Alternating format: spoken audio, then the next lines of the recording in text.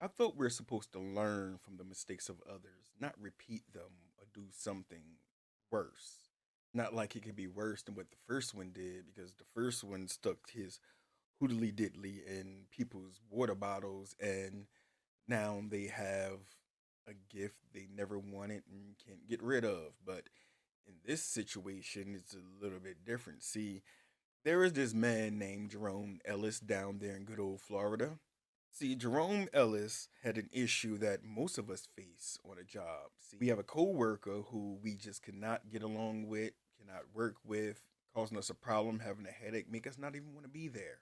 So instead of doing what most smart people do when they have a coworker that they don't want to deal with, is having a hard time with, and don't want to be around, don't want to work with, they will either leave the job, ask to be moved, or stay completely away from that person. No, Mr. Ellis didn't do none of these things. What he actually did was something that is stupid. See, he works in Dollar General, which means you work inside of a store that has cameras, surveillance cameras, 24/7 surveillance cameras, 24/7 surveillance cameras.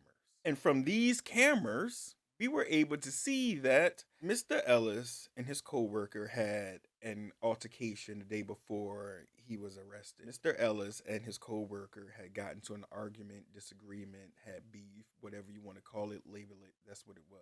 Instead of going through the proper channels and settling a dispute civilly and properly, the right way when you're working for an organization, the co-worker who also bears some blame in this, because we tell women all the time, warn them all the time when they're going out and they have a drink, don't leave your drink unattended, because what, someone may slip something in your drink. Now I would like to ask the co-worker, you have beef with someone, you say someone has a grudge, holds animosity towards you, you decide to leave your can unattended to go to the bathroom. That was your first mistake.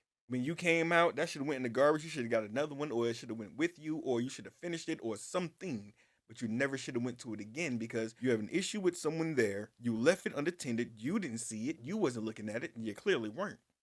Because the story goes that Mr. Ellis, when he seen the coworker go into the bathroom and leave a soda can on the counter, he goes and pours bleach into the soda can. But not only did he pour bleach into the soda can, he spit in the soda can and then went on about doing his business.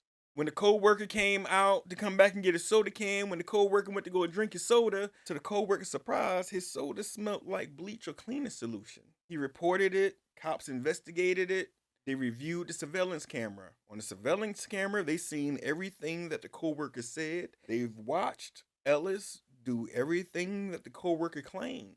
Ellis's excuse? He didn't poison him, try to poison him. They didn't have any beef. He said they was good. He said actually what happened was he was behind the counter minding his business, doing what he do, when the Castellina solution spilled in that general area.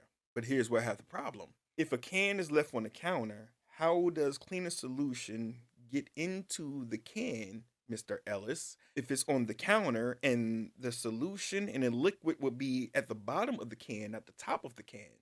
See, the can would have to be on the floor for the cleaning solution to spill in that general area and pour into the can. That's not what happened. See, when the police went and told Ellis that no, we have the surveillance footage where you clearly watched this man go to the bathroom, get the cleaning solution poured in there, wiped the can down, walked away, came back, spit in the can, went back, and you watched everything unfold. At this point, Ellis folds. He admits that, yeah, they had some problems. And the only reason why he did it was because he was difficult to work with. I've worked with a lot of difficult people, but I've never went to this extent. A lot of us have worked with a lot of difficult people. We never went to this extent. You worked in Dollar General. It was minimum wage. Not talking about the wage, the salary of the job. I'm just saying, think about it. You working for a minimum wage every day, stressing yourself out for minimum pay every day. If I'm going to stress myself, it gotta be worth it. And that's not worth it. You also gave up your freedom for someone you claim is difficult to work with, which means that while you're now in jail, this man is still home. This man is still employed. When all you could have did was just left your job, changed jobs, changed the time that you worked, got off the schedule that this particular person was working. You did none of that. And then you try to tell this story where we can understand someone being difficult, but we can't understand you pouring bleach and spitting in someone's can. That we can't understand. That people need to fix. There are better ways to handle a situation and control your anger. You did not have to go and poison him. And here's where I have the problem. I don't know if the coworker drunk your solution or not, but if he didn't drink it, you're going to jail for attempting to poison someone. And you're going to jail for an attempt where if you didn't do it at all, you would be free.